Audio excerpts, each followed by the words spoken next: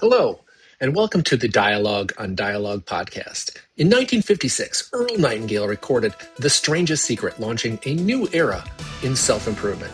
Over his lifetime, he created thousands of radio and audio programs exploring success, purpose, and meaning.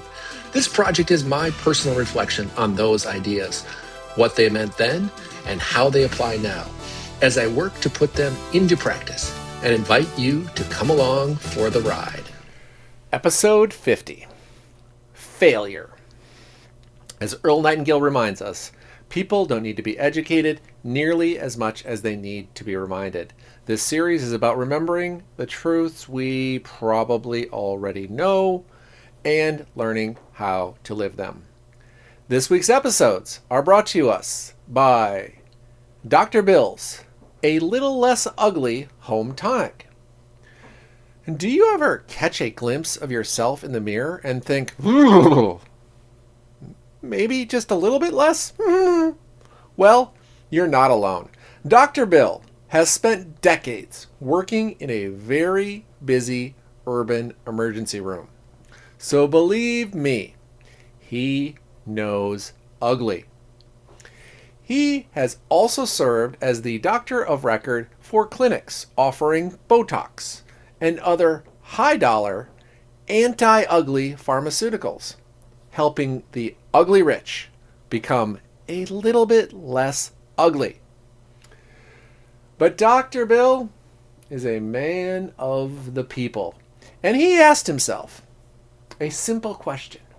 Why should only the wealthy get to be a little less ugly? Enter Dr. Bill's A Little Less Ugly Home Tonic. This is a non-FDA approved formula featuring a proprietary blend of liquefied cheese balls and Miller High Life. That's right, the champagne of beers meets the snack aisle. Whether you're preparing for a big meeting, a first date, or just trying to soften the blow of your own reflection, Dr. Bill has you covered. Call Dr. Bill today. Tell him you want to be a little less ugly. All for just $19.95 plus shipping and handling. This is a satirical ad. No one is paying me anything for this. Although, if it works, we may all owe Dr. Bill.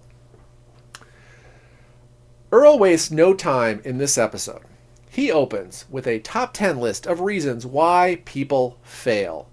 And it's striking how contemporary it feels. Failure, Earl argues, is rarely mysterious. It follows a predictable pattern. So here is Earl's top 10 list for failure. Number 1, forgetting that you must give before you can get. The law of cause and effect always applies. 2, an inability to focus on what truly matters versus what is merely urgent or distracting. 3, lack of organization, which turns effort into wasted motion. 4, stopping the learning process and assuming you already know enough. 5, losing faith in what you're trying to accomplish. 6, clinging to the status quo even though change is the only real constant. 7, forgetting who the boss is. And in a free society like ours, the boss is always the customer. 8, doing only the minimum required instead of understanding that greater rewards require greater contribution. 9, failing to honestly evaluate strengths and weaknesses and improve both. And 10, giving up rather than persisting until the goal is achieved. It's a sobering list, but it's also empowering. None of these are fixed traits. Every one of them can be corrected. Earl then tells a deceptively simple story. A family's out to dinner. The mother comments on how much she likes the little cream container for her coffee when no one is looking. The father empties it and slips it into his bag. The family all laughs. But Earl points out the real lesson being taught. Stealing is acceptable if it's small and convenient. Whether we intend it or not, we are always teaching by example. And often, it's not the lesson we think we're teaching. The easy road is rarely the right road. Next, Earl shares a story about a hot dog vendor who earns a solid living by the roadside. One day, his son comes home from college and says, "Haven't you heard? We're heading for a recession." The father assumes his college-educated son must know better, so he prepares. He buys fewer supplies. He lowers his quality. He stops advertising. Sales drop, exactly as expected, but not because of the economy. Earl makes the point clearly. The recession was self-inflicted. The man's pessimism shaped his actions, and his actions produced the outcome.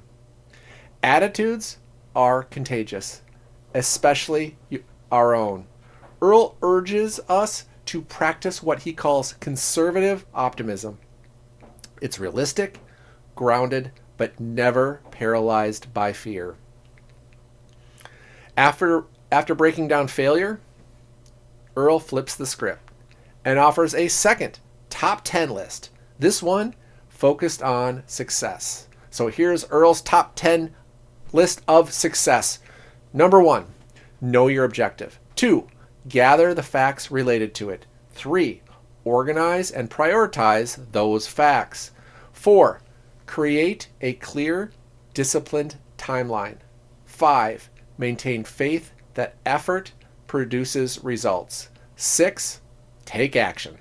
7, act consistently. Avoid stops and starts. 8, focus on one step at a time. 9, regularly review your progress. And 10, put your plan in writing. There's nothing mystical here, just clarity, discipline, and follow through. Earl closes this episode with a powerful reminder. Anyone can play the ultimate game of getting what they want out of life. All you need is the most powerful computer ever created, the human mind, a clear decision about what you want, the discipline to put that mind to work generating ideas and taking action. That's the game, and it's available to everyone. Episode 50 reframes failure in an important way. Failure isn't fate, it's feedback. Pessimism can create the very outcome we fear. And success is less about brilliance than persistence, clarity, and integrity. The game is open. The tools are already in your hands.